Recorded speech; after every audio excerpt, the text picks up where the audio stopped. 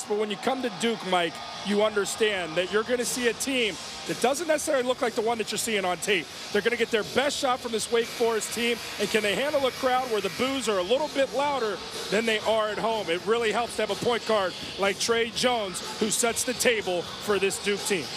He's been one of the best at his position in the country. Zion Williamson has been one of the best regardless of position, because you can't really nail him down to one anyway.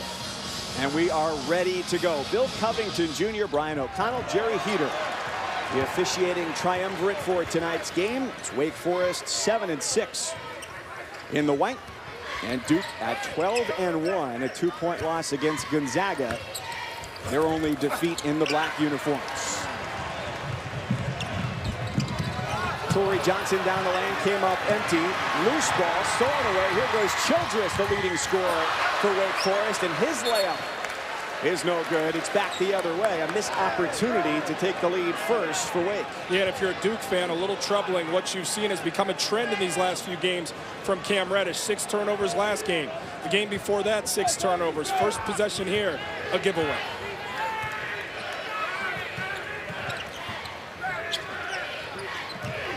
Regularly scheduled action again here for Duke after a long layoff. Baseline drive is short from Barrett. And a fight for the loose ball. Deacons have it. Duke had about 2 weeks off before their Saturday game against Clemson. They played for the first time since December 20th and picked up the 87-68 win. Traveling the car. And it's back to Duke. Mike Krzyzewski, who now ties John Wooden for most weeks ranked #1 as a head coach. 121 weeks atop the AP poll, which, if you want some perspective on that, that's about 2 trips back and forth to Mars. How long did it take you? It's impressive research there, Mike. Corner 3 is good for R.J. Barrett. And on the flip side, how about a promising sign for Duke? R.J. Barrett finding himself from distance, one of his last 12 from that 3-point line. So this Duke offense will feed off him and his ability to make perimeter shots. Wake Forest lost this ACC opener against Georgia Tech on Saturday, 92-79. A big number to give up to Tech. On the baseline, Jalen Horde. Look, Mike, I'm going to tell you, that's where Wake Forest can have some success. Jalen Horde, his ability as a dynamic guy on the outside with that body to go one-on-one in space. Playing 5 outside. The try at the rim, no good for Trey Jones. And it stays here, 2 minutes gone. Duke up by 1 over Danny Manning's Deacons. Just 2-32 against ranked squads, and 11 of the last 12 times that Wake Forest has played a #1 team, it's been the Blue Devils. First 2 for Zion Williamson. Man, so efficient, back to the basket, patient with the play, lets the game come to him. Williamson averaging 20 a game, trailing only his fellow freshman R.J. Barrett at 23 points a night. There's Childress into the lane. The kick out for Horde. 3-point try is no good. He's just a 22% 3-point shooter, but the follow goes. And it's 5-4. And because the shot came with good offense, yes, you don't connect from 3, but it puts you in a pristine offensive rebounding opportunity for Smart to give you 2. Williamson hits the 3, just his 5th in 22 tries this year.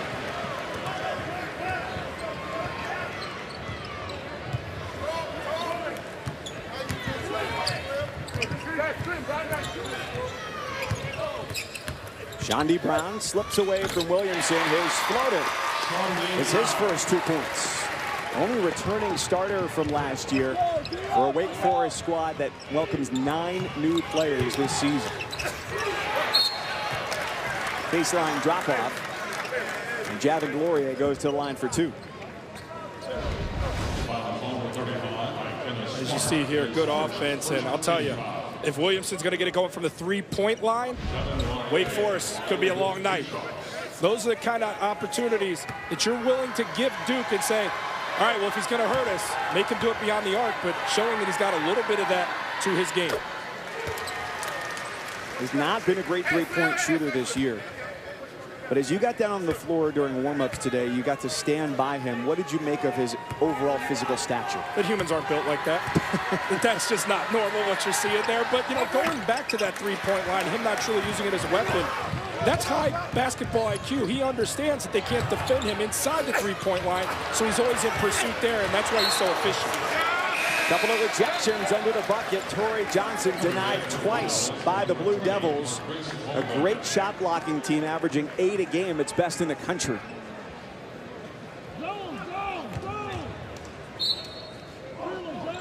Wake Forest needs to understand that if you drive that thing, there has to be a pull-up once you get inside the free throw line to eliminate some of those rim protectors and what they do.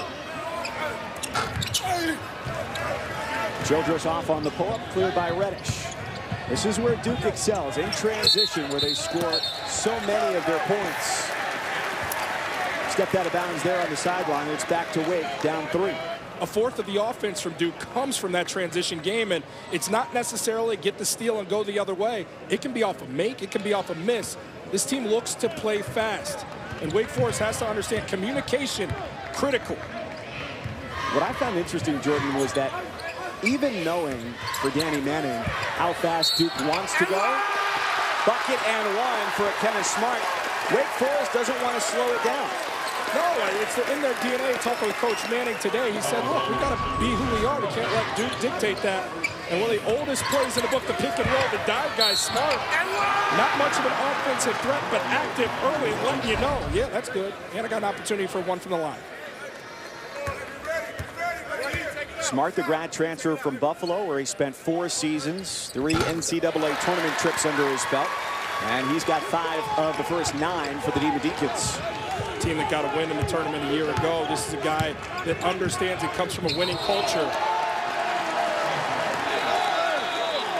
And again, Reddish just out of his element at times, it seems, out of rhythm. A giveaway. Can Wake Forest capitalize? Presented by Boost Mobile. Boost makes it easy to switch. Switching makes it easy to save. Well, Zion Williamson sets the internet on fire every time he dunks the basketball. But that 360 jaw dropper against Clemson had Duke fans debating all week whether or not that was the best Duke dunk of all time. But guys, he's got some pretty stiff competition to go up against. First of all, he's got to go up against Jason Tatum, his throwdown against North Carolina, Dante Jones posterizing UVA, and Bobby Hurley's alley-oop to the great Grant Hill. So guys, as the votes come in to determine the top spot, there's no debate on this. Zion has 30 dunks. That's more than his opponents combined, and this Duke team, they're on pace to break the Duke record of 235 dunks set last year. And I love what Coach K had to say before the game, asking if that was his favorite. And he said, my favorite was R.J. Barrett's reaction after Zion threw it down. Yeah, Brooke, and that's really interesting because it speaks to how tight-knit this group is. These guys want to see each other win, and that's really easy to have dissension amongst a team with so many stars. Duke doesn't battle that. It allows them to succeed. And, oh, yeah, guys like that, too. Well, when you can score on one dribble that easily, now 7 for Williamson as Brown gets whistled for his first. That makes the score jump up pretty quickly. And just finds an area, that mid-post area against the zone. It's where it collapses. And it's the ability on the catch to know exactly what you want to do with it. Most guys catch that mid-post uncomfortable, want to get rid of it. Powerful decision, power dribble, power finish at the rim from a powerful guy. Now 8 for Williamson for the Blue Devils. They lead the ACC 91 points a game, 3rd most in Division I.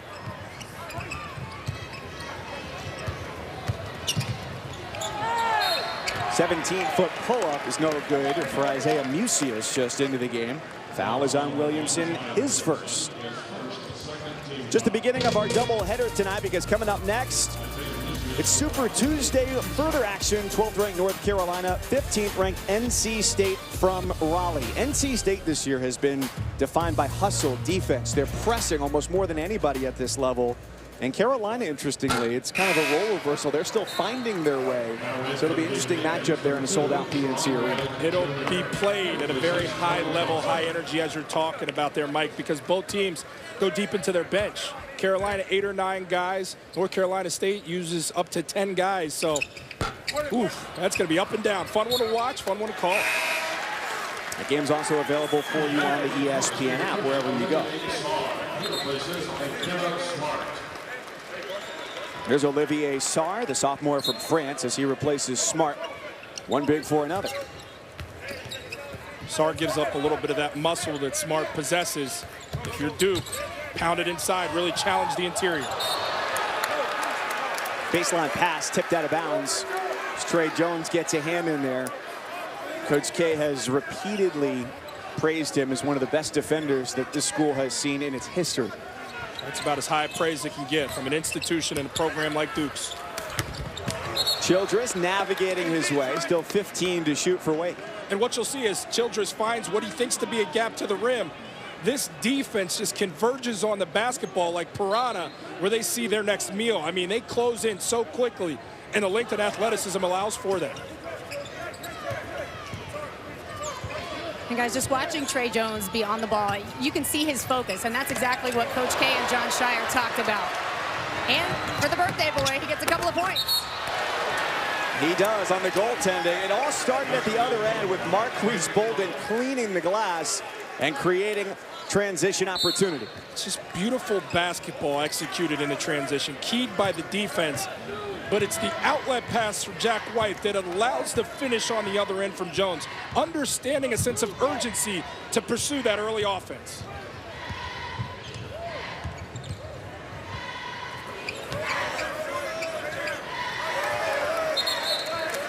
Out of bounds, and last touch by Sarr for Wake Forest. Back to Duke. Now watch defense. Great timing from Bolden. Sublime outlet to Jones, which allows Jones to ultimately get the goaltend right there. But it's understanding the athletes they have, filling lanes, push that ball up, allow that defense not to get settled. And again, 25% of the offensive production comes from plays like that. Across the first 4 minutes, Duke had made 3 baskets, turned it over 3 times. And that miss ends a string of 4 straight that had gone through. Numbers for the Deacons. White defends admirably at the rim. Brown goes baseline. Stuffed again by the junior from Australia. Barrett's on the move.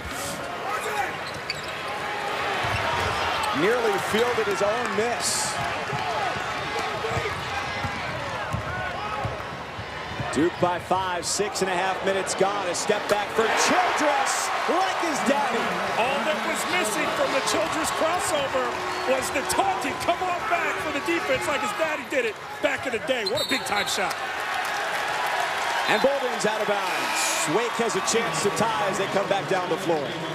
Yeah, Pops has to be proud watching his son do this work. The associate head coach on the bench, former star. That's exactly what Papa did Randolph, except he said, come on, defense, come on back here.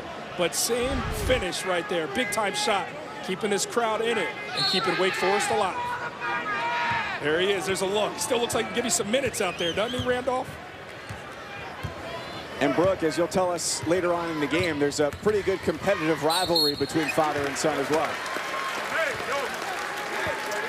Are we talking three-point shooting, or are we talking shoe game? What are we talking? Because a lot of debate was going on today in this gym. There's a lot to be revealed. Fouls on Alex O'Connell, his first for the Blue Devils. Randolph Childress, 95, graduate of Wake Forest. Under Danny Manning, now in his 5th season. And the first free throw is good for Sharon Wright Jr., the freshman out of Florence, South Carolina. What Wake has done so far in this contest, for the most part, taking care of the basketball, and because of that, it's taken away Duke's ability to truly run, and it's slowed the game down some, while Wake has still been opportunistic when it's allowed for itself. Challenging Duke to beat them in the half court, something Duke is capable of doing, but hasn't had to do too often this season. And it's a big step up competition-wise, just thinking about the non-conference schedule for Wake Forest, then going into ACC play. Reddish way off on the three-point try. Tees it up again. Duke continues to pound the offensive glass. How about Delorier in this sequence, really working on a backboard to help his guys out.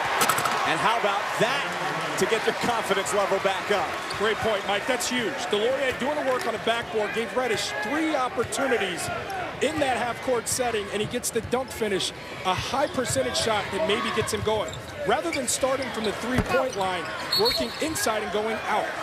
You know, it's a positive there for Duke, but it's also a negative for Wake Forest that they gave up all those offensive boards. Absolutely, and sharing the rock right there makes that defense shifty and allows the offense to be advantageous. Two-hand dunk for Reddish. Those are the kind of things he needs to look for early in the game. Your shot's not going. How else can you have an impact? Can you defend? Can you rebound? A place where he can grow. But also pursuing those higher percentage field goals and then stepping out, then knocking down that three-point shot. As Childress does, plus the second foul on Reddish of the first half. Wow.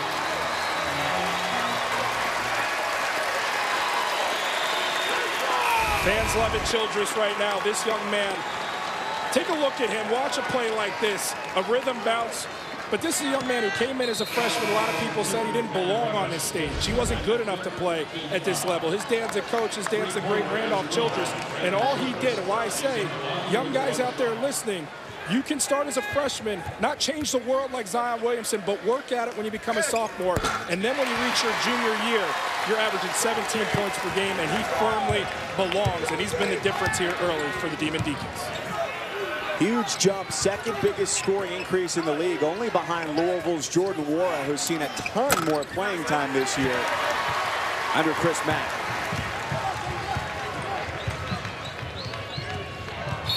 Wake's on a 9-2 run at the moment.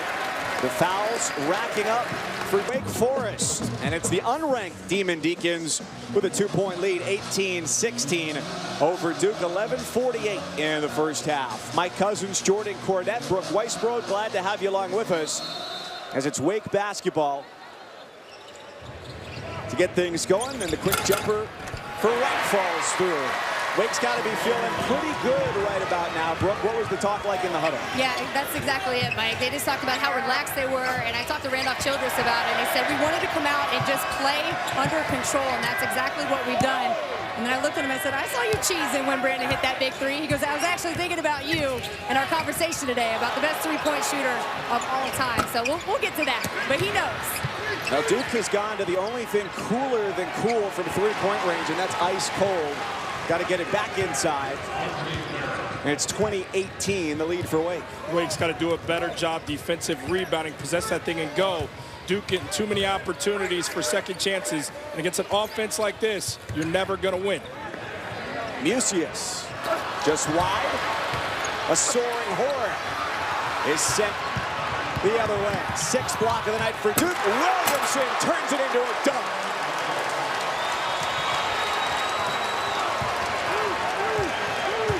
Trey Jones, masterful in the open floor, as good a decision maker as you'll find in the country. Knows where to go with that thing with Williamson. Upstairs, rare air.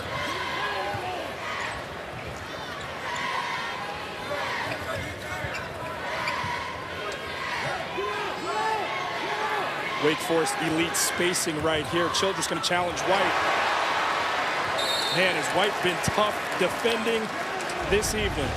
But again, just watch Trey Jones. When you got a point guard like this, he can make your team special. Sees the defense, reads the defense, understands Childress is not going to elevate with a guy like Williamson. Heck, Mike, who is going to elevate with a guy like Williamson? Delivers it where only one guy can get it and punctuates the play. And now, Jordan, they've got 1 second, so it's got to be quick. Contact there between Delorier and Smart, and it's a shot clock violation. Coming up Saturday, an afternoon ACC doubleheader for you on ESPN. Noon Eastern, number 12 North Carolina, which takes on NC State after this game. They host Jordan Wara and Louisville, and then number 1 Duke in Tallahassee to take on number 13 Florida State in a Sonic blockbuster. Both games also streaming on the ESPN app, so you can take them wherever you go.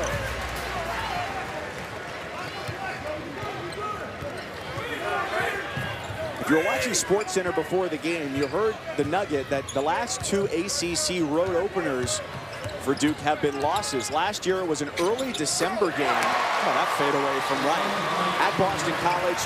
And then 2 years ago, right around New Year's, at Virginia Tech, a game where they didn't have Grayson Allen. as he was in street clothes for that game. And when we talked to Coach K before the game, he kind of downplayed the fact that it's their first true road game of the year, but it looks like that has played somewhat of a factor here in the first half. Yeah, because he knows how the team has been tested and how they've answered those challenges. And he also knows he has Zion Williamson. And this is, talk about the dunks all you want, but how many guys do you know with a unique skill set like that and a vision like the one that Zion possesses and the selflessness to want to impact the game, not by just scoring it, dunking it, but making the right read and play. And Williamson is so masterful as an efficient player. Everything he does is efficient on the floor, and that's why I think he's been far and away Duke's best player right now. Now, if you want to talk about who's the next level #1, we can get into that debate, but right now, there is no debate. Williamson has been the best player for Duke all season long. Coming up just shy of a double-double coming into the game. 20 points and 9.5 rebounds on the stat sheet. Duke's got it on the travel, 5th Wake turnover. The co-captains getting down defensively right there. Delorier and White meeting the dribbler at the baseline, closing it off, walling it off defensively, generating a turnover. Delorier has been a nice spark into the starting lineup, going back to their game against Yale, which was just the 6th start of his career. But he gives them a lot of positional flexibility, and he gives them a 4-point lead. Delorier, he just doesn't miss shots, man. 15 of his last 15 over the last 5 games. Make that 16 of 16. Make that 17, excuse me, 17 of 17.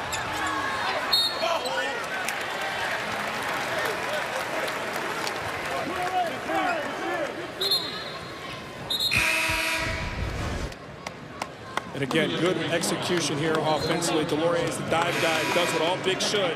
Shows his hand, makes himself a receiver, one that the guard is aware of, and it's an easy game there for Duke.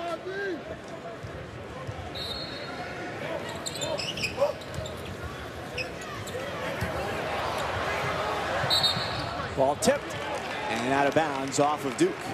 Good fight from Wake so far in the first 12 minutes of the game, but they're starting to get careless with that basketball. They're starting to create opportunities for Duke's defense, and when Duke's defense gets involved, generating those turnovers, that's when they run away from the opponent. That's where it can get dangerous. They score 91 a game. Pass to the interior, not a good angle. Williamson feeding ahead. Got tripped up. He was looking for Jordan Goldwire, and Duke has its 5th turnover. Yeah, he got tied up with Johnson right there. I don't know if Johnson, it didn't look like Johnson tripped him on purpose, but definitely unseated him on the break right there, and that could have been 2 for Goldwire. Childress probes the lane, foul before the shot on the floor. And in transition here, we'll get a better look. Duke and Zion, man, his handle is pretty impressive in the vision. Oh, look, yeah, there was no trip up. The floor got it. Childress finds himself back at the free throw line as O'Connell comes onto the floor to spell Williamson. Even though it's been a tough start to the year for Wake at 7-6 and losing their ACC opener, this is one of their strengths. They draw 22 fouls a game, 2nd most in the ACC, and they score about a quarter of their points at the stripe. Yeah, I mean, looking at better 19 points per game coming from there. This is a team that's not afraid to challenge you at the rim and be aggressive offensively and generate that contact. However, this is a Duke team that does such a great job getting in passing lanes and also protecting the rim. So there's got to be a compromise there with this Wake Forest offense. Pursuit of some of the perimeter shots, the pull-ups, and they've started to find those, and that's why they've kept this one close thus far. Barrett drives, and the kick out. 3-pointer was halfway down for Goldwire. And it's Wake Forest down by 2. They've got the ball when we come back. 7:46 to go as they try and knock off a #1 team for just the 6th time. As well. Mike, Jordan, back to you guys. Now, St. John's into the top 25 for the first time in 4 years. In the SEC, they've got 4 teams in the top 25. Tennessee, its only loss against Kansas, which had its season take a turn for the worst with an injury this past week. And Auburn, 11-2. Bruce Pearl says, hey, nobody's talking about us. Well, they're going to open SEC play coming up tomorrow night against Ole Miss. I'll be on ESPN 2, 7 Eastern. My cousins Jordan Cornette, Brooke Weisbrod with you here from Joel Coliseum in Winston-Salem, North Carolina. And it's been close from the tip here between Wake Forest and #1 Duke playing its first true road game of the year. And that's adjudicated an offensive foul against Torrey Johnson. Two observations there. Man, Cam Reddish from distance is really out of whack. And then two, you talk about quarterbacking your team offensively, and he does it defensively too. Jones, what defensive anticipation there. Lets the offense come to him, offers his body up to the basketball gods, gives his team another go of it here. So much Tre Jones adds to the team. Third best assist to turnover ratio in the country, and a stout defender as well. He drives, dishes, and Barrett finishes with ease. My cousin's a basketball Buddha as he sings the praises of Jones, delivers for the dunk. And you know what I love about Tre Jones is understanding his place in the rotation. You've got the headliners in RJ and Zion, and you know what Tre Jones says he wants to do it this season? Obviously win a national championship, but become the defensive player of the year. That's where his mind is at. That's an unselfish guy that doesn't want to score the ball, just wants to have a positive impact, and sees the gap on the baseline, gets the defense to commit to him, and when they commit to him, he dishes off in stride. RJ, punctuation. His play speaks for itself, but the next step that Coach K said he wants to see from Jones, the freshman, is communication, better communication, because he said when you're the best player at Apple Valley High School in suburban Minneapolis, that's very apparent. But when you come here and you still remain one of the best players, then you've got to do something else, and you've got to be more verbal, a better communicator with your teammates, and continue to grow your leadership ability. Yeah, no doubt, Mike, and that's kind of the foundation for Coach K's program, which I think is very interesting and obviously very successful, is communication, because that carries over, as Coach was saying to us, in life. I mean, that's an essential quality to have, and you need it definitely, you know, as I was playing defensively, communicating with your guys, getting back, identifying a man, but also just communicating on and off the court, and then you see a team synergize. Everybody's on the same page, and then beautiful things happen. Well, guys, 13 games into his freshman season, Tre Jones, he's already cementing himself as one of the best point guards to ever play at Duke. Last game, he had 9 assists with 0 turnovers against Clemson. So Jones became actually the first player in Duke history to go 4 games with 7 assists, no turnovers, passing John Shire with that performance. Guys, that was his 5th game with 0 turnovers this season. And Coach K said that Tre knows how to put the ball in the sweet spot of his teammates where he can shoot it. Gotta appreciate that.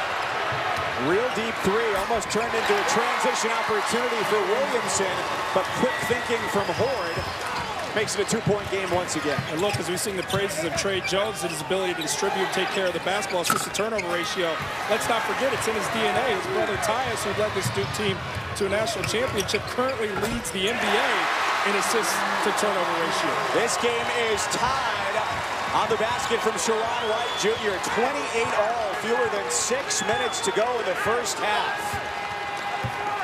This is what you get if you're Duke. A 7-6 Wake Forest team that you see on tape is not the one that shows up when you got a shot at #1. Reddish rattles home the corner 3. He's not played his best as of late, averaging 13 a game on the year, but the last 4, that number has dropped to just 8 points a game. Let's take a look at the Capital One fan vote and tonight's question, which, with college football over, it's time to pivot to hoops. So who's your #1 right now? Is it Duke, Michigan, Tennessee, or Virginia? A lot of good teams to choose from there. And you know what the similarity is? Elite coaching with those 4 programs right there. And you know who doesn't get enough love? Rick Barnes. Show me a program that he hasn't gone to and they haven't won. Give Rick Barnes more love. The other ones already get it. My vote goes to Virginia. Best defensive numbers in the country right now on 52 points a game. You love Virginia, rightfully so. We saw what they did to Florida State. Florida State still picking themselves up off the floor after that one. Virginia, an incredibly efficient team. Their defense, I'll tell you, watching Virginia, more length and athleticism than they've had in recent years, and they've had some really good years.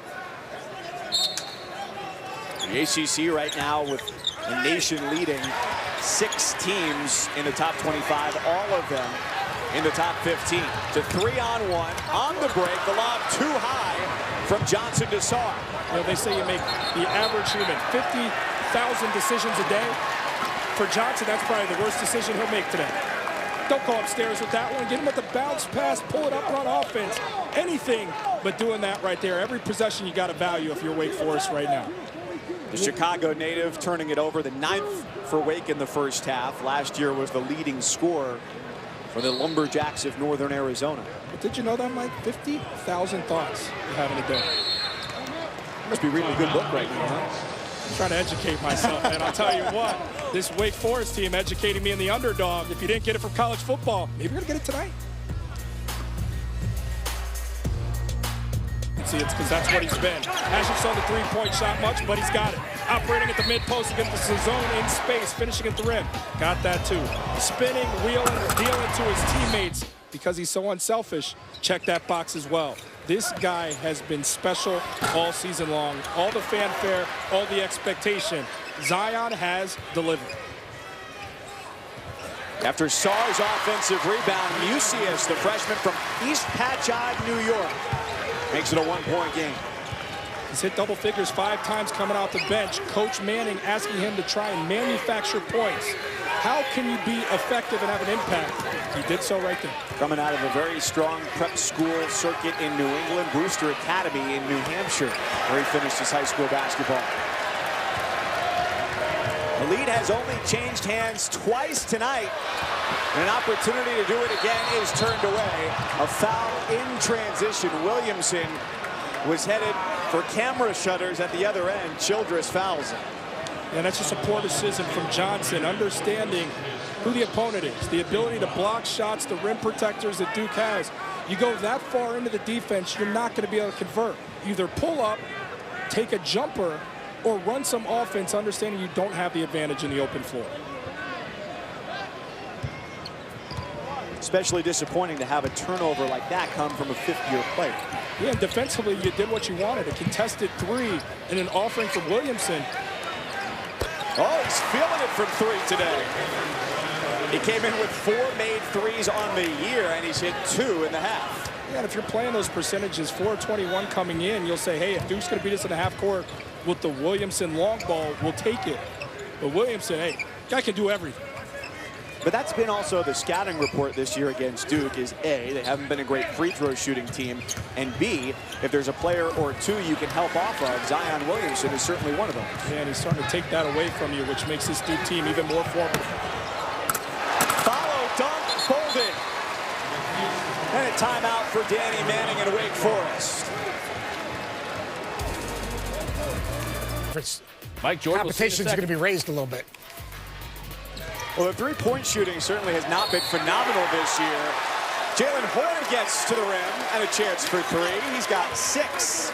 And if there's going to be a guy to go off the dribble and get to the cup, I like my chances if I'm a Deacons fan using Jalen Horner. How about the back cut there? Elevating it to him, he's got that body. Yeah, he's only a freshman, but at 6'8", he's the guy you got to look to generate that offense. If not Childress, it has to be the young Horner. He's a freshman, but an important one for Danny Manning's program, coming in at number 22 in last year's ESPN 100, put together by Paul Biancardi and the great Recruiting Nation staff. Best recruit in the last 10 years. Williamson misses the dunk. Wait, Mike, he might be human. A rare point-blank mistake from Zion Williamson. And it's almost as if Zion had a little bit of added gusto on the completion of this one. He wanted to make that rim pay, and when he did, that's what caused the miss. A rare miscue from one of the nation's most efficient. And it's in the paint where they get so many of their points. Duke averaging 46 points a game in the paint. It's on pace to be the best in the last 8 seasons. Bolden continues to spin, holds the pivot, but the lead is 6. Spin to win from Bolden. Coach K singing his praises in the pregame. In 15 minutes versus Clemson, mightily productive, 11 points, 5 boards, and you see that bleeding over to this evening.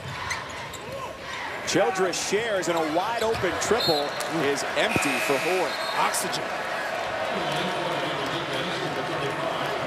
He's not a great three-point shooter either. Coming into the game, just 5 for 23, which is 22%. And that's probably a place, as you look at him as a next-level guy potentially, with what he's done already in his freshman season. He's got to evolve there. He's got to develop that shot to make himself truly dynamic as an offensive performer, but he's got the tools. Talked to one NBA scout on the court before the game. He said Horde was the player far and away he was the most eager to see on the Wake Forest roster. Fouls on Sharon Wright, his first.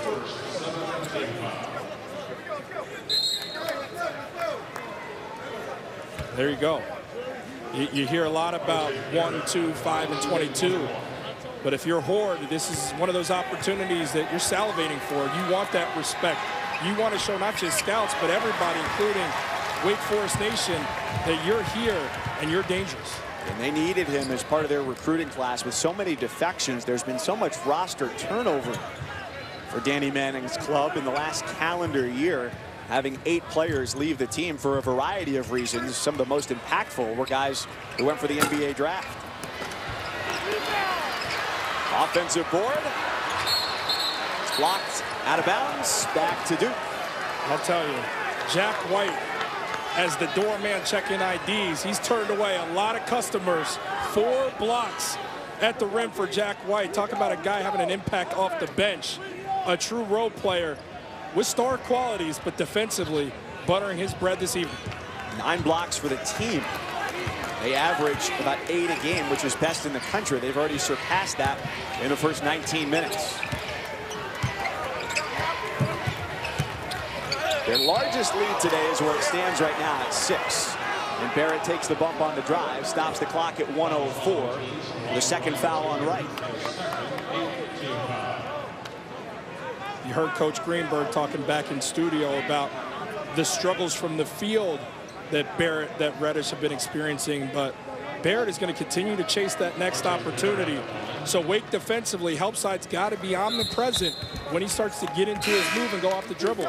He's going to go to the rim, and he's going to take a shot attempt. So Wake's got to be in position and ready to play defensively on the help side. When you know there are a lot of drivers, and I can defer to your expertise as Notre Dame's all-time leading shot blocker. Go ahead, talk to him, Mike. You're very proud. When there are going to be a lot of drivers in a game, are you more attentive to say, hey, it might be coming to me a lot today? Yeah, that peripheral goes into overdrive. You're very more keenly aware of what's going on the other side. Now, help side, there's levels to it. If you're going to go over and be the guy who blocks that shot, who's got your back?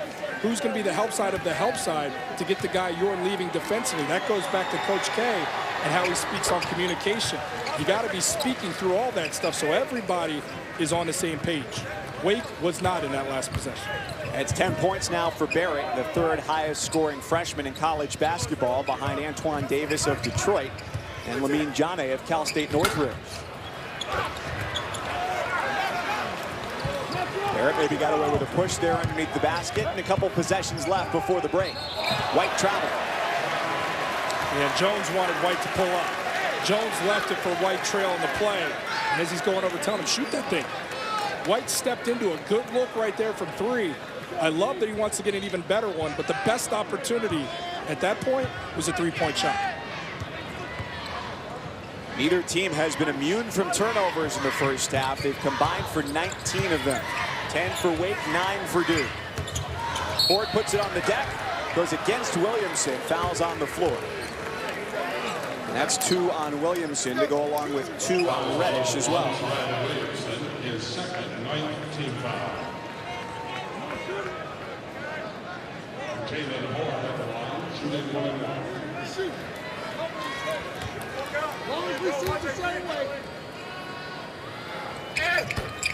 The first is good for Horde. You saw Clemson yesterday, and the next time you can see them in game action will be August 29th on the ACC Network.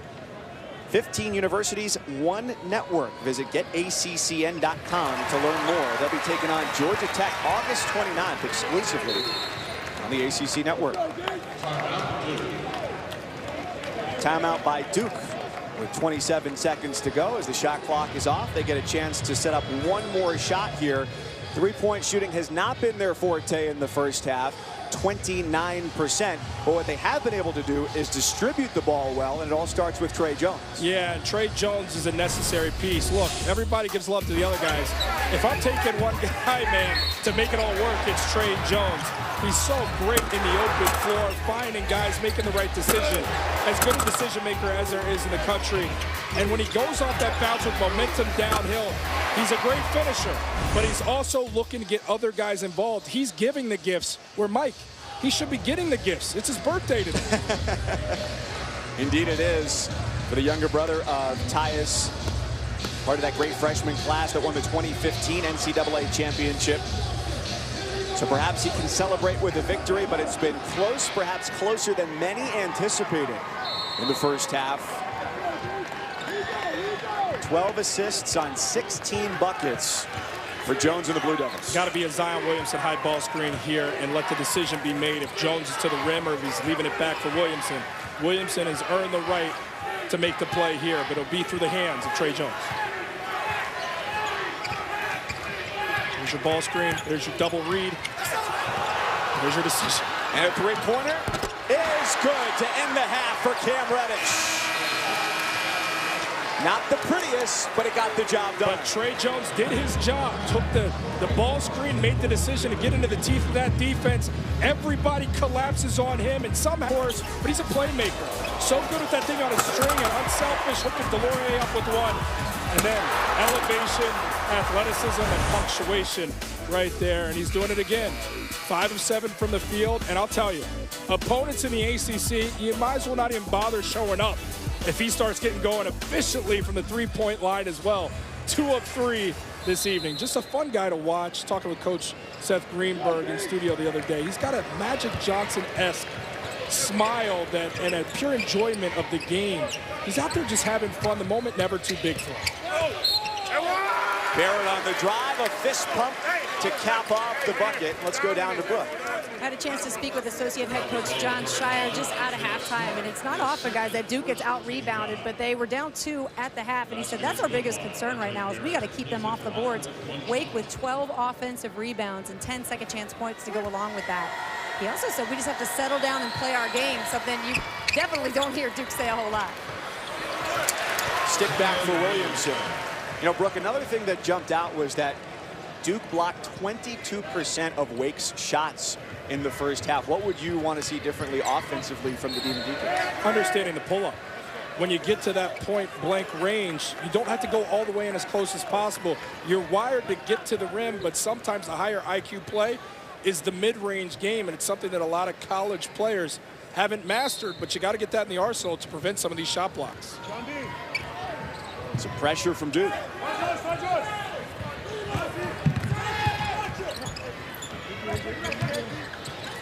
That's one Childress can't pass up. They're not going to get a lot of clean looks. If he's got one from distance, his ability to stroke it, he's got to go ahead and pull the trigger. He's one of the best in the country from deep. 47% coming into the game, which is 13th in the country and 3rd in the conference, behind Virginia's Kyle Guy and Virginia Tech's Ahmed Hill. Ford sizing up Barrett and uses the pull-up. Got to get back. They're coming right at you. They're not waiting. That's a practice-level layup for Cam Reddish. Yeah, that's inexcusable for Wake Forest. Rather than celebrating the basket, get back understanding you're going against the best transition team in the land. Not a great shot to try and answer from right. Barrett with a dribble. That reverse layup, the last 2 have just been too easy. Way too easy. Giving up gaping holes. Nobody helps side to protect home, and you can't allow those. The challenge level certainly increases today. Last time out in their ACC opener, Wake Forest gave up 92 to the team with the worst offensive efficiency in the ACC, Georgia Tech. Today it's the #2 offensive efficiency team in the country. Trailing the play, you've got Barrett. It's almost like they forgot about him. Smart on the matchup, the 6'10" grad center. He can't dance with Barrett. Barrett makes him pay on his strong side, that left side. That was on Cam Reddish, his 3rd.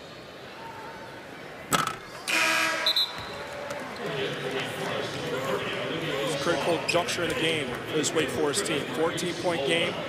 This is where it can get away from you. Coming out in the second stanza, fatigue sets in. Duke starts to fit in, get more comfortable, They can blow the doors off this thing with as explosive as they are, especially in that open floor. That's exactly what Clemson experienced on Saturday in the ACC opener. That game was a 7-point difference at halftime, and Duke ended up winning by 19, controlling most of the second half. Beautiful acrobatics from Williamson, who's got a game-high 17. You kidding me? And then they're going to throw some full-court pressure at you here, probably try and be disruptive. Catch Wake, not focused, but Wake able to advance the basketball. What a finish from Williamson right there. Mid-air, juggling it. Wide open opportunity for Horde from the top of the key. And he's called for the offensive foul. Again, here, back to the basket, spinning off the defense, loses it. I don't know, did he come down to the ground while still possessing it? Another look? Wow, got it off just in time. Good time finish. It's been a red-hot start for the Blue Devils in the second half. First 2 minutes and change. They made their first 5 buckets. 0 for 2 there. In transition, that's an easy reaching call against Jones, his first foul. In watching Duke, when Jones goes on that drive on the baseline, you can tell his teammates have a good feel and sense for how Jones plays, understanding he's going to give that thing up. He's just going to taunt the defense, get them to commit, and then it's a dump off. So the guys playing off, they dive to the rim looking for the catch and finish. Beautiful basket. Just couldn't convert there. You want to finish, you want to generate 2. Couldn't do it, but love the play, love how they execute.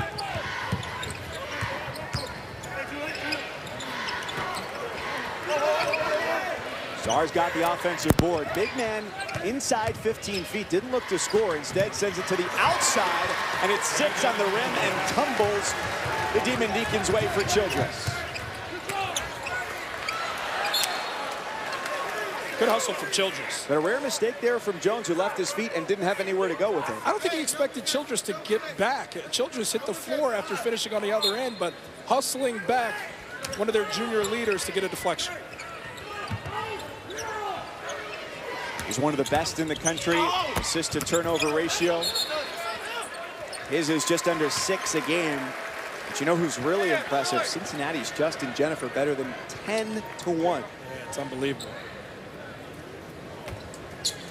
Jalen Harris of Arkansas coming in second, just ahead of Jones. 52-39 as Duke has expanded its advantage in the first 3 minutes of the second half. #1 team in the country playing its first true road game of the season. Horde fades away. Short again. Williamson's pass for Reddish. Out of bounds, back to Wake Forest. And again, an active defense, active hands, deflections, shot blocks, steals. I'll tell you what makes this Duke defense so special. It's versatile pieces on this defense. And what I mean by versatile pieces on the Duke defense, guys can switch everything. If you get caught up or tied up in a screen, the defender switches. He's now guarding that man. What that does for the opposition, it takes away any advantage, Mike. There's no advantage, there's no lane, there's no gap to pursue. Because when you think you have it, switch, versatile defender who can guard you just as seamlessly as the guy before. That's part of the danger of having so many good athletes, because with most teams on a switch, you're losing something. Yeah, and you want to pursue mismatches. So that's why you have the ball screen. That's why you have screeners in general, to create an advantage for your offense. Those cannot be pursued against Duke's defense, not with the caliber athlete and the versatile athlete that wears the jersey. Childress inbounds. Musius finds front iron.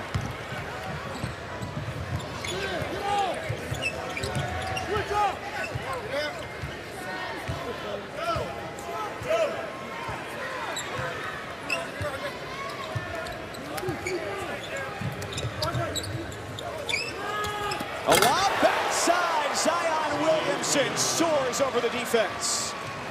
Just a little sneak into the defense, pins Childress. And again, when you throw that thing up there, only one guy can get it in that space, and it's Williamson. Good vision from Barrett. We saw a rare missed dunk from him in the first half, just his 5th of the year. He figured, if I'm going to give you a couple threes, there's I got to give you something back. Something's got to be subtracted. Good head fake. And an uncontested lay-in for Shondy Brown, the sophomore out of Orlando. Coach Manning talked about him being ready on the catch. Brown absolutely ready there. A good shot. Goes for the great one, gets to the rim. former top 25 player in the ESPN 100 a couple of years ago. Zion Williamson, his third three-pointer of the night. It ain't going to be fair. It ain't going to be fair if Zion starts hitting the three-point shot. Came in with just 4 made threes on the year.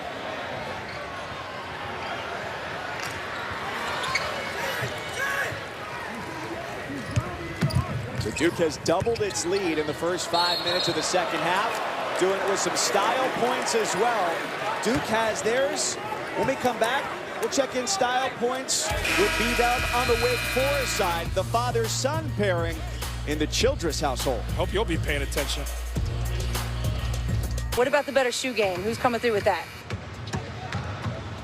Oh, depends on what kind of shoes we're talking about. We're talking about sneakers. Oh, I might give him that one. What about the shoes? When I do get a nice one, he'll steal my swag and take them. So I'll give him that one. Which of you two has the highest career three-point shooting average? I don't think that's even close. Is that even a conversation? Well, I can tell you that Brandon has him by 0.1%. Brandon shooting a career 39.6% and Randolph at 39.5%. Now, Randolph did have the benefit of a shorter three-point line, but if you ask him, he's the best shooter in the building at all times. Gotta love his confidence. Brandon's been dangerous. He came off a 28-point performance, hit a career-high 7 threes against Georgia Tech, and he's 13th in the country right now at 47%. And I'll tell you, watching Duke right now and what they're starting to chase, which is Williamson down low, there's no answer for that. The opposition cannot prevent those type of plays. Duke can't get bored with that, most especially this evening, because there's a distinct advantage down low. Williamson now has the last 9 for Duke, including one where he basically calls a shot. Yeah, he's so in tune with his teammates. RJ Barrett, top of the keys, going to maneuver on the catch right here. And then when you freeze it, look, Zion's saying, hey, give it to me. He walls that defense off, and they just go upstairs with it. So fun in talking with Coach K, how he lit up, sharing the dynamic between RJ Barrett and Zion Williamson.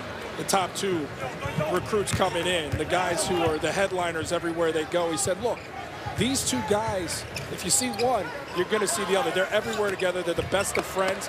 And as a guy who played for teams, at times there was dissension and there was egos, and ultimately that makes the team lose.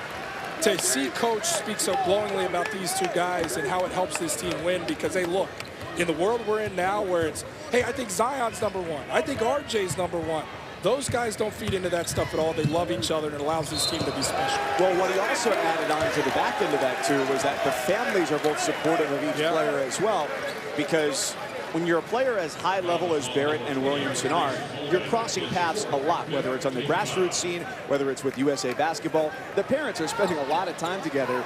There can be rivalries there, too, but he said that's not the case between those 2 players, and it goes a long way toward building their team culture.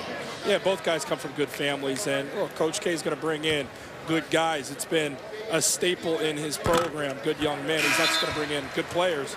He's going to bring in good men from good families, and these guys, there's no ego. So then when you see no ego with those 2, then other guys who could have an ego like a Cam Reddish or a Trey Jones, they don't have it either. So you're devoid of egos, and a team can win. 59-43, the lead for #1 Duke. 12-1 on the year. Their only loss against Gonzaga. Wake Forest 7-6, dropping their ACC opener against Georgia Tech on Saturday at McCamish Pavilion.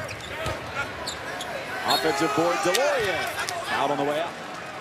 Delorier doing his job, bringing his hard hat, working on the second chance opportunities. And Mike, I'll tell you where this Duke team is right now. #1 in the nation. A very commanding lead right now, but where they can be better. Look, they're very good defensively. It's a beautiful thing to watch in the open floor. Offensively efficient, one of the nation's most. But when they start hitting the three-point shot, something that's not part of the arsenal consistently, a team that shoots around 32% from distance, when they start making shots, when RJ starts getting more consistent there, Cam Reddish rediscovers his, Trey even starts to knock those down. This team is going to be even tougher of an out. The difficulty comes, one of the matchups that's highly anticipated on the league schedule is when they take on Virginia, where the game really slows down. Virginia allows the fewest points in the game per game in the country, and then you have to maximize all those possessions, which they have. Here's Jones on the run. Shifting hands and still score. Yeah, it's going to be about how can Duke generate offense consistently in a half court, because that's what Virginia will task you with. And Virginia plays a suffocating style. Talk about positionless pieces on your defense. Virginia possesses that as well. So they push you out. Duke will be uncomfortable and will be disrupted in that game. I'll be really locked in to see how they fare against a team like Virginia. Count the basket. According to the official, Brian O'Connell, who said it was goaltending on Williamson. Wake Forest has to get back to spacing. Got to get back to spacing out of defense. Look, with good spacing here, allows for a driving lane. It looked like that thing was still going up. I thought just from getting the first look at it that after he tipped it, it then hit the backboard. I could be wrong. Which makes me a little lax on being critical of the officials, because we've got replay access here and still can't determine what's the right call there. But they're going to call the goaltender. We're going to go the other way. Williamson, the game's leading scorer. Count that one. He's got 26. He's put on a show. He had 25 points against Clemson. Not necessarily remarkable in and of itself. But it was the fact that he did it in such a short time. Tied the fewest minutes played in a 25-point, 10-rebound game by any major conference player in the last 20 years, doing it in 22 minutes. And that defense, again, keying the offense, challenging everything, and the shot block rate is just through the roof right now. Duke is elite defensively. This is as good a team defensively as you're going to see out there. And that's mightily impressive with so many young guys, so many new pieces that have bought into winning on that side. Foul is the call under the basket against Saar. 63 is on the team. Talking to Anthony before the game. He scored his first 2 career points, his only points against Cornell a couple games ago for Wake Forest. And he has, well, the scaries that everybody's got when you get toward the end of your college career. What's next? He wants to stay in basketball. He said, yeah, I want to be in the NBA. And he quickly said, not playing, but wanted to make that distinction. Working in some capacity at the next level. Well, he's a Billis. He's bound to be successful. Look here, I thought Jay was here to see how his game at Duke matched up with Zion's. Then I realized his son was here. That makes complete sense. Jay's one of the best in the business. It was an 8-point lead at halftime for Duke. They had a 7-point lead last game against Clemson, ended up winning that game by almost 20 points. And they've extended their lead mightily here in the second half against a 7-6 squad, picked second to last in the 15-team ACC. Childress just has to fire as the shot clock expires, and the long board is down to Delorier. And Wake not blessed with enough shooters. And you talk about that three-point shot, how it can lessen the gap of talent between a team like Duke and Wake. But they can't get that going. A 3 for R.J. Barrett. R.J. Barrett making the defense look silly. Kill him with the crossover slurp. Brain freezing. And Jordan, 3-point shooters for Wake Forest. You've got Brandon Childress, and then it's kind of a shoulder shrug as to who the next best guy is. Take a look at R.J. Barrett. This is why I like him as the #1 pick in the draft. His ability to produce off the bounce with his size and his ability at 6'7" and a lefty. Who do you see when you see that? It's a lefty in the league. It's a reigning MVP in the National Basketball Association. I see James Harden on a play like that.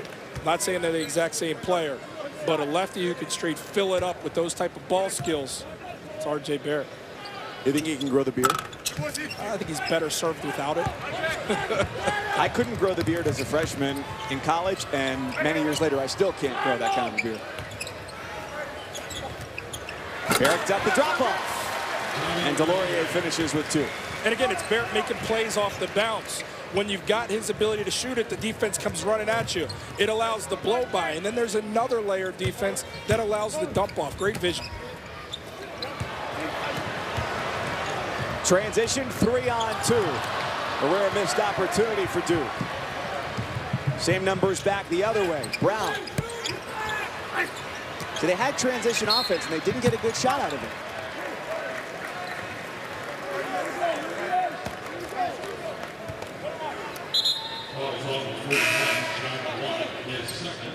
Fouls on Jack White for Duke, his first. That dunk, last time Duke had a clean offensive possession down the other end of the floor.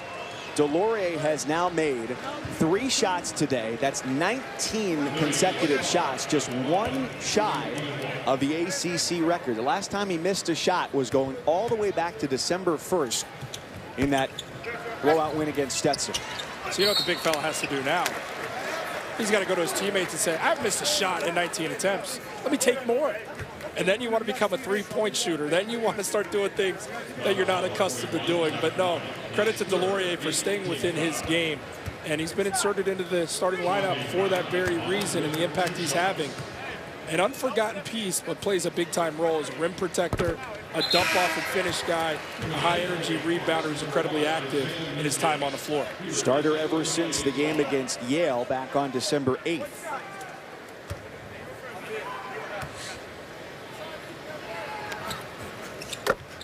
And Brown's got the second.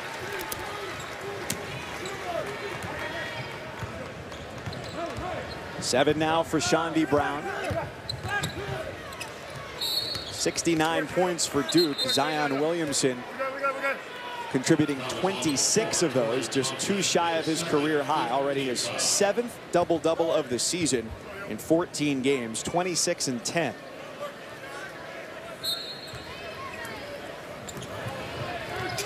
There's 28. Came in the opener against Kentucky. He is so hard to keep out of the paint. It's the reason why you have pack line defenses at times to keep guys like that from being able to get there and finish. R.J. Barrett, oof, that is just tough stuff. At 6'7", the length. He's so good putting it on the floor, so comfortable. And at times, very comfortable with an unusual delivery. That makes it incredibly hard to guard. Duke's had so much easier access to the rim in the second half. What's been the difference with their ease of getting there from the first to the second? Ease in terms of? Easier shots at the basket. Yeah, well, I think this team's no longer settling for threes. I think they're seeing that it's been futile for the most part here recently. They see a distinct advantage down low, and they're paying attention to detail and pursuing the advantage and not getting bored with it like some teams would. SportsCenter comes your way tonight after North Carolina and NC State here on ESPN with Bucci and Anderson. Our NBA draft expert Mike Schmitz gives you a breakdown of Zion's NBA future, plus the NFL's coaching carousel. Big day for Cliff Kingsbury and how the Colts D gets ready for Patrick Mahomes and the Chiefs get ready for luck. SportsCenter tonight after college hoops and also on the ESPN app. What an interesting world we live in, where you can be a head coach at Texas Tech and have an okay tenure, and then all of a sudden get a job in the NFL. Yep. And there's just nobody back for Wake. Yeah, Wake is completely run out of gas. They'll get a timeout, a chance to refuel as Duke is cruising to the finish line. Real recognizes real with these guys. I mean, they're paying attention, they're watching, and how couldn't you? Zion Williamson is not taking college basketball by storm. He's taking the game of basketball by storm. And I'm going to go back to Coach K and credit him for this. Allowing this team to be who they are, not over-managing them, and letting personalities be exactly that. And these are very impressive personalities. Look, it could very well be a team filled with so many egos that they're losing by 10 to Wake Forest because everybody wants to go for 50. But it's plays like that that turn into a charge. But it's selfless basketball. It's wanting each other to be great, and that allows this team to be uniquely special. Zion Williamson isn't out there playing for himself, nor is R.J. Barrett, nor is Cam Reddish or Trey Jones. These guys want to be one of the all-time special Duke teams, and they could be well on their way. There's a good illustration of just how good this young team is on the fast break. You have 2 guys going up for the ball at the rim. and both of them fully capable of finishing. Freshman tonight, 61 of the 73 points for Duke.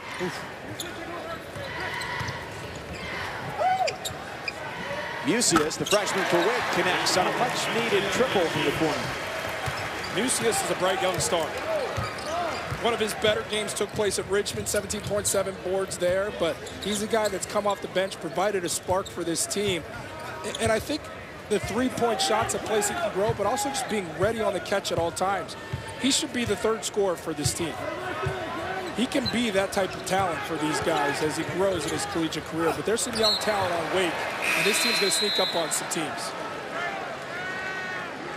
Well, after As they get set to take the court at PNC Arena in Raleigh, brought to you by Boost Mobile, North Carolina State.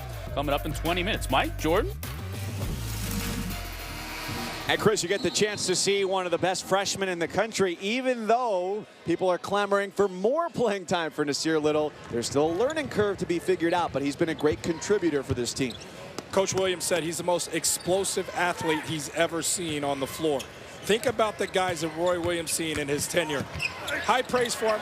Nasir needs to grow as a defender, needs to get a better feel for how to get it offensively within the flow, but he'll be there. He's getting his minutes. He'll be fine, and he'll only get more time and opportunity. It's a great time for basketball in the triangle with NC State and Duke and Carolina, and it's the first time that the Tar Heels and the Wolfpack are playing both as ranked teams against one another since 2006. It's going to be a fun game.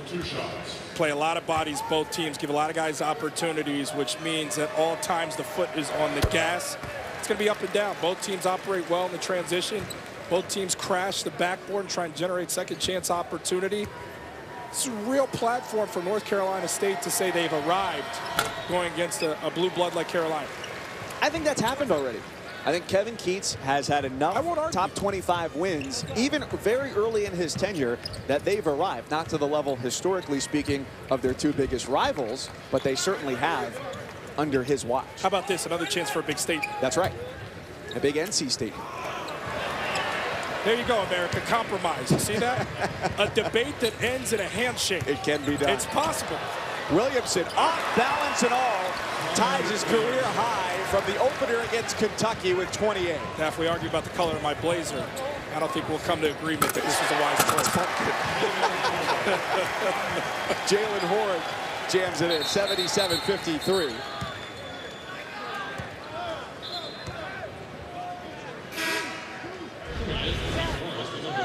Zion again, playing downhill, loses his footing. I think he's just challenging himself at this point, trying to add a degree of difficulty. But with the power coming down the lane, you just don't see stuff like that. Now, that path was completely clear, but you don't see a lot of defenders trying to take a charge. There is a sense of fear defending that young man as he gets that full head of steam. Is it because they don't want to be x-rayed for broken bones after the game? Probably that, but also I'll just say, it's a flash, it's a blur. He's so powerful with the quick first step. He can beat that help side before it gets situated and sets up for a charge. He's part of the 250th meeting between Wake Forest and Duke, and NC State, North Carolina, coming up after this, 9 o'clock Eastern from Raleigh, will be the 235th time those two teams have played each other. Get a lot of history between the squads today. Foul on Olivier Sarr, the fourth on the French big man for Wake Forest.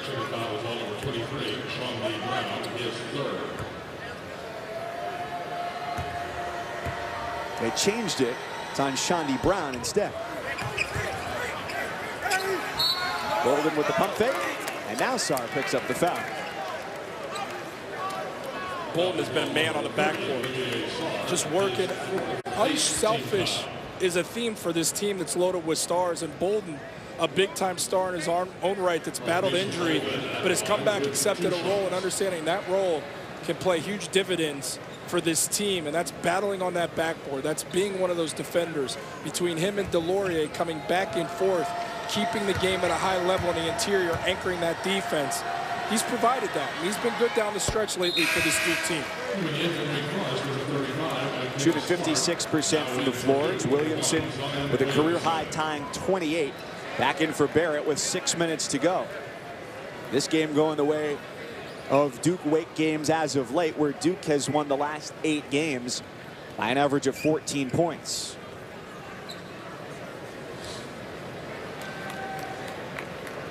Last win in this series for Wake Forest came against then number 4 Duke back at the end of the regular season in 2014. An 82-72 win here in Winston-Salem. Tyler Kavanaugh had 20 for the Deacons. And then Blue Devil Jabari Parker had 19 for Duke. Wake coming into this one saw some of the success Clemson had with spacing Duke out and being able to score. That was in the first half. Then eventually Duke was able to wear them down. And you see the same here with Wake. Wake wanted to get some backdoor cuts to challenge that aggressive Duke defense that gets in passing lanes and make them pay. They never really had that. You had to utilize a 3-point shot. Wake couldn't get that going. And of course, like all Manning teams, they want to do that, play through the post. And that's been the outcome, unfortunately, for Demon Deacon fans. Off the entry pass, it looked like a first-time ice skater in the post, and they give it away. Unfortunately, that was Horde who turned it over, but very intrigued by this young man and how he grows in conference play in this ACC. A 40th ranked prospect at the next level. He has a chance to move on up the boards as he sees some marquee matchups, because let me tell you, game in and game out, the ACC is going to be tough for any team, but most especially Wake. So he's going to have to prove that he belongs, and he will. New career high for Williamson with 30. They're going to need Horde to be an interior presence as well. Olivier Sarr added about 30 pounds to his frame in the offseason, going from about 210 to somewhere in the neighborhood of 240. And Horde, as a freshman, 6'8", 215. Tell you where I like Duke a lot, too, is a high-low game. With Williamson playing low, at times even playing high, but most especially down low. That is hard to stop when you've got a guy with size at the mid-post passing over the defense. Williamson gathering, collecting, and finishing. I don't know how you stop that. An absolute clobbering of Childress as he pulled up for the elbow-wide jumper. Jones gets called for the foul. Childress held to just 11 so far tonight, averaging 17 and coming off a 28-point performance on Saturday against Georgia Tech. Hey, Brooke. So, guys, you were talking about Brandon Childress and how his scoring and his improvement has just really resounded year after year. He's also one of the Ironmen of this league. He's playing 36.8 minutes a game. That's second most in the ACC. And I asked him about his fitness routine, knowing he'd have to come into this season playing more minutes. And he said he cut out meat over the summer, and he's also been focusing on not only his rest, but how he chooses to spend his social time. That's maybe one of the first times I've ever heard a college kid talk about, hey, I could either go out, I could, be on Instagram, or I could get some rest. And instead, I'm going to choose rest. Well, Brooke, we got an interesting blast from the past when we were sitting courtside during Wake shoot-around today, as Steve Kirkland, the sports information director for the Demon Deacons, pulled up the box score of the last game you played here with Coastal Carolina. Of course, if you don't know, Brooke, former Big South Player of the Year. And that game, what did you play, 38 minutes? I had to play quite a bit. We had 3 starters out my senior year, so my coach gave me the green light, which I took full advantage of with 19 shots. She beat me to the punch because she knew I was going to get her on that. I saw that stat sheet. You could get me on the 6 turnovers, too. I mean, don't be too hard on yourself. Hey. I was just going to say, for as unselfish as you are in life, 19 shots, maybe your basketball life entirely different, bro. You got to give me the green light. I'm going to take it. You have the green jersey and the green light. Well, thanks for sharing the broadcast with us this evening, Gunner. Okay, I got you, Jordan. All right, I got one for you. Wait till we get back to Chicago, though. She did have a teammate who went 1 of 11 from 3. So. Oh, that's dirty, Mike. How are you going to call her out? Brooke felt good about her stat line like that. We got 4:05 to go. My cousins Jordan Cornett, Brooke Weisbrod with you here in the final minutes from Winston-Salem, as Duke led by 8 at the half. And there's a foul on White, as they've made it a large advantage in the second. 81-56, 4 minutes to go. Duke eyeing 13-1. Matchup between the Blue Devils and the Seminoles comes your way Saturday And Florida State has its home opener, part of a 5 ACC game slate tomorrow night. That'll be against Miami. It's been a really nice start to the year for them. They lost against Villanova early, and then they have their only other loss of the season that came against Virginia, that 13-point defeat at JPJ back on Saturday. Yeah, Florida State's looking to get back to their winning ways after that tough matchup versus Virginia. It's an older team. It's a tough-minded team, a hard-nosed bunch. They can really shoot it, and they've got guys on the perimeter that they're long down low, big athletes. I'm still very intrigued by this Florida State team. I think a lot of people sold them off after seeing that Virginia game, but that's what Virginia does, and that's what Virginia does at home.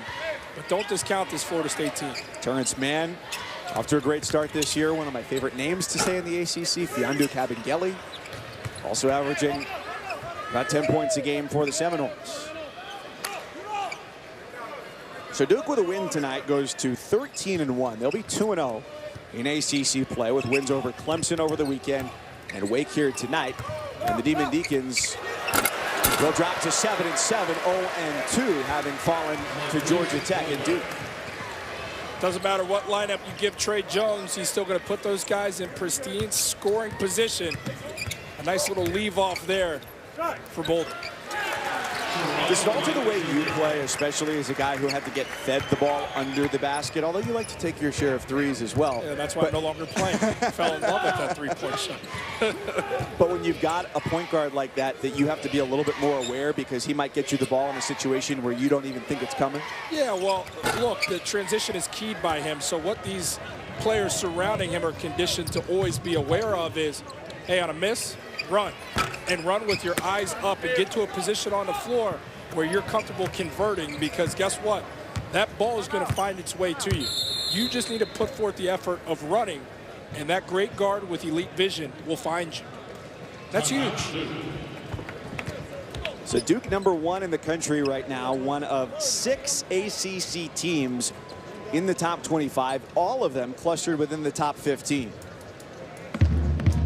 We've got more top 25 action as well coming your way next as North Carolina travels to PNC Arena. Sold out. Tip-off right after this one as the top 25 teams for the first time since 2006. It's been interesting to watch the styles and the way those teams have developed this year, because Roy, of course, in January is not going to be pleased with his team. Still thinks they have a way to go, and they do, because they're a very talented group against an NC State squad that has very much found its identity. Starts with pressure defense. Yeah, absolutely. And you talk about personnel. Nasir Little is one of the headliners, albeit he coming off the bench, but Cody White, a blur with the basketball. You talk about a guy that's really gotten acclimated as a freshman. We talk about these Duke freshmen. Let's not forget that young man has really provided a punch and made this Carolina team that much more dynamic. Going against those guards and the pressure of North Carolina State, will the freshmen succumb to it? That's a storyline we're following throughout the entire evening. Yeah, it'll be interesting to watch how much that pressure pays off for the Wolfpack, because they love to do that. But conversely, North Carolina likes to get out and run, and if there are opportunities to do that and get past the pressure, those could be easy baskets for the Tar Heels. Yeah, it's going to feel like a track meet. That's why it's going to be so much fun to watch, because it's aggression versus aggression. Iron sharpens iron. Who gets the best of whom there? You got to watch to find out.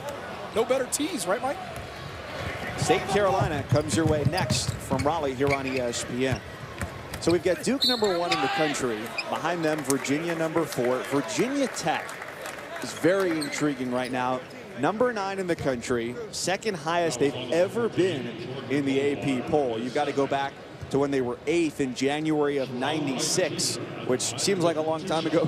First of their 5 seasons in the Atlantic 10, but that's still, question mark, your pick to win the league? Why do you say it like that? Yeah, that's my pick. And look, I'm watching. Because you watch the #1 team in the country tonight. And Duke could share it with them. This is no takeaway from Duke. Duke is phenomenal. We've had a chance to see them in person a few times. It's a great team. I didn't say Virginia Tech wins it outright, so I could easily still give some love to this Duke team. But that is such a step backwards by you. I'm not even gonna, I'm totally messing with you when I say that. Virginia Tech is my team, and I'm telling you why, Mike. This is a Virginia Tech team who's old. They've got continuity. They've got a bunch of different weapons. Everybody on the catch, and I mean everybody, can make a play for Virginia Tech. They get up in you and guard. They dictate the tempo of the game. And when I say everybody can do something with the ball, so many shooters. And a bench that's productive as well. They play at times 5 out.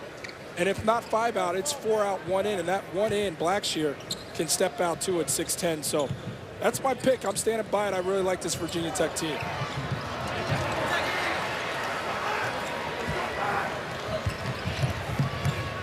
Their second best three-point shooting team in the country, the Hokies, trailing only Dr. Brett Reed's Lehigh Mountain Hawks. Share that one at the water cooler tomorrow. Lehigh's making a broadcast.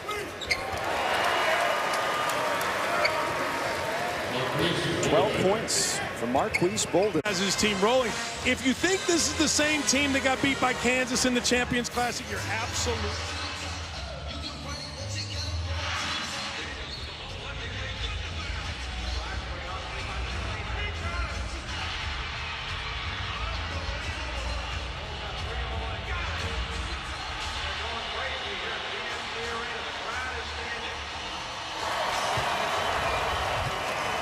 As Duke topples Wake Forest, the Blue Devils now 13-1, and the Demon Deacons fall to 7-7. And I'll tell you what, if you came maybe not to cheer on the Demon Deacons, but to watch Zion Williamson, he delivered. The nation's best player to this point, and it's not even up for debate. He does everything for this team. Efficient down low. Defensively, Duke brought it and keyed their offense. So many weapons. They simply overwhelmed Wake Forest this evening. Coming up next, a top 15 matchup. Number 12 North Carolina at sold-out PNC Arena against number 15 NC State. We thank you for being with us tonight on